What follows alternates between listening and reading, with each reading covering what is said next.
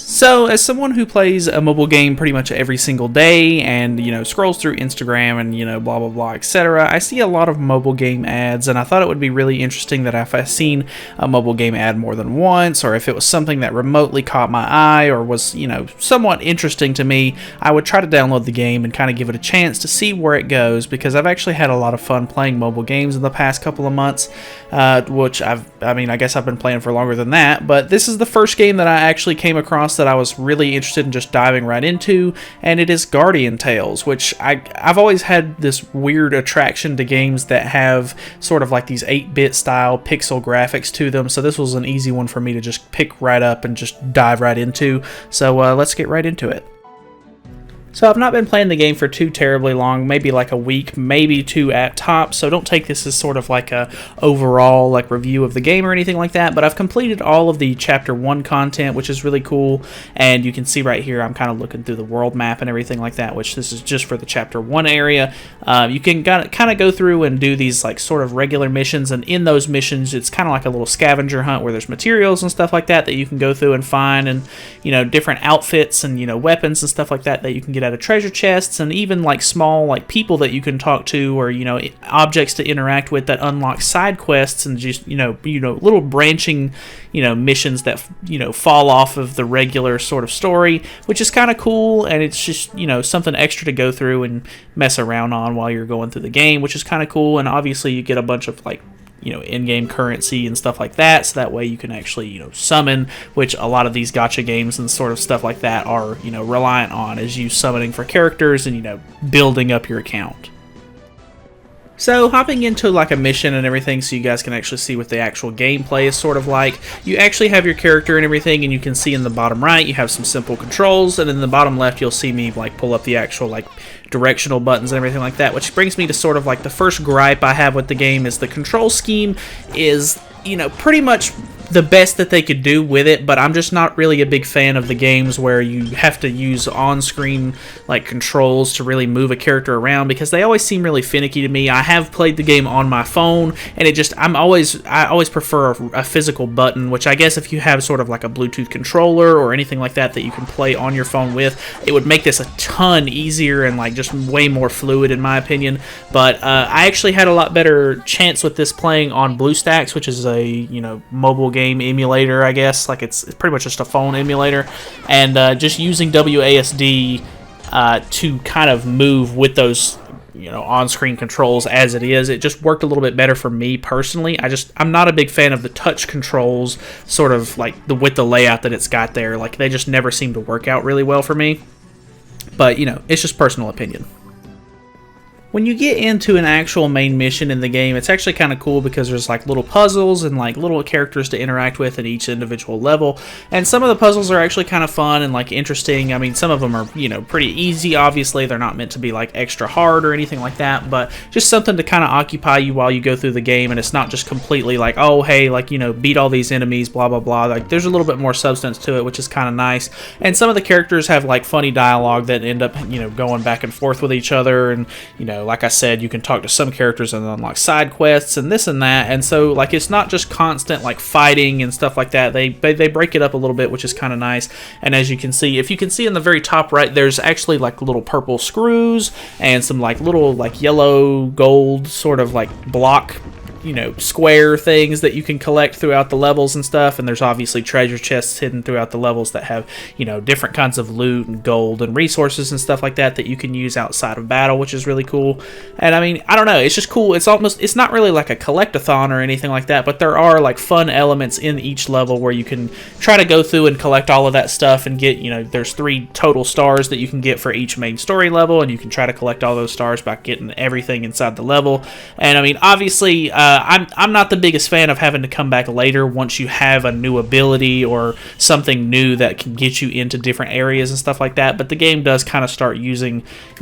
that sort of mechanic where it's like, oh, hey, you can't access this area yet because you don't have, X item or whatever the case may be, which I'm not personally a big fan of, but it's not the first time a game has done that, so it's not like it's anything new that I haven't already seen before, but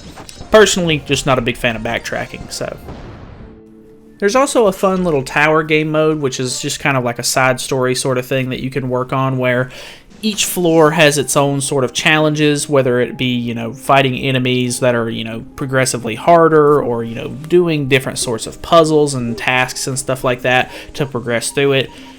Each floor is kind of different, and they give you, you know, progressively better rewards and this and that, which is kind of fun. It's just a little bit of like a break in just the regular old like story mode sort of thing. And I actually kind of like the game mode. Obviously, it's not the first game that's ever added like sort of like a progressive difficulty sort of game mode, but it was kind of nice, especially with the fact that not every single floor is just you fighting enemies. Like this one particular that you're probably seeing on the screen is just me, you know, running through a puzzle or etc. and just trying to figure out what was going on, which I thought was really cool. And there are more game modes than just those two that I've kind of went over, the story mode and the tower game mode. There's actually an arena where you can do PvP and such, but I think you have to get, you know, a little bit further into the game to play those. I'm only like halfway through chapter 2 before I'm making this, so like I said, this isn't like a complete review or anything like that by any means, so just take that into account.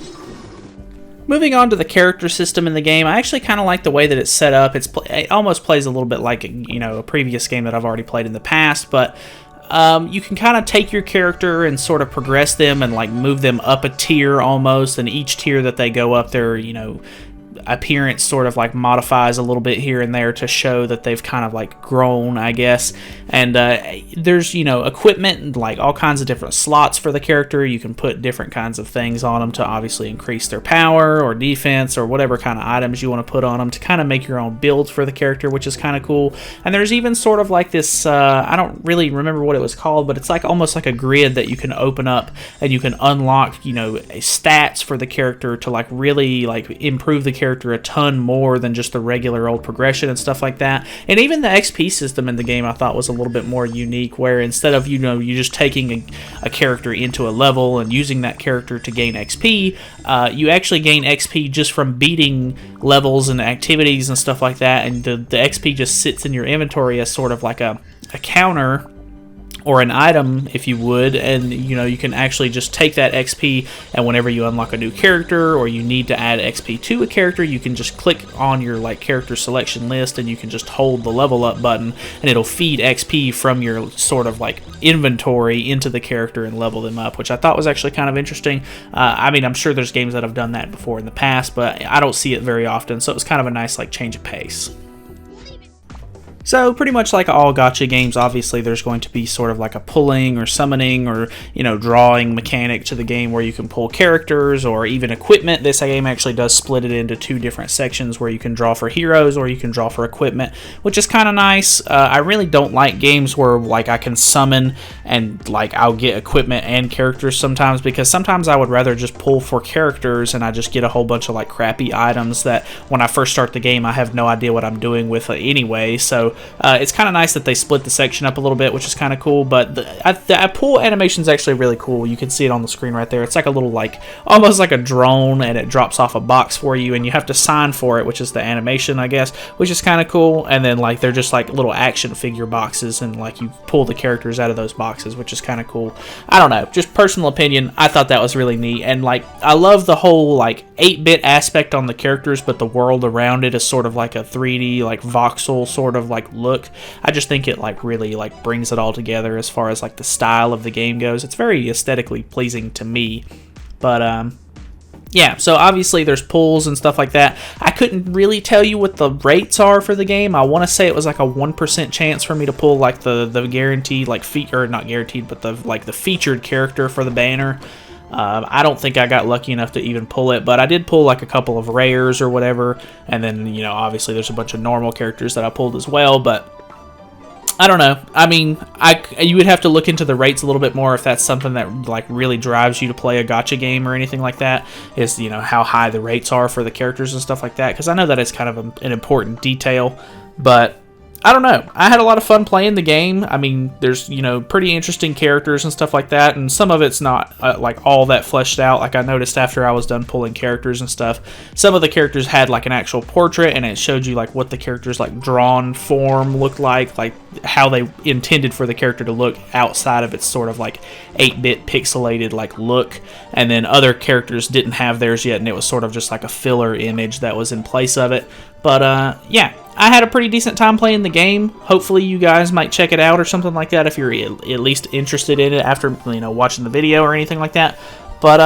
yeah, let me know. I mean, I'm sure some of you may have seen the ad for this game or not. I think I ended up seeing this one on Instagram, so you may have not seen it if you have just been playing mobile games, which I don't know how broad their marketing is or anything like that. I just thought it would be fun to try it out. So, yeah, thank you guys so much for watching. Hopefully you guys enjoyed the video. I'll try to do another one of these at some point. I just got to pick another game and sort of stick with it for a little while until I get a feel for it and I feel comfortable enough to make a video. But, yeah, I'll see you guys in the next one.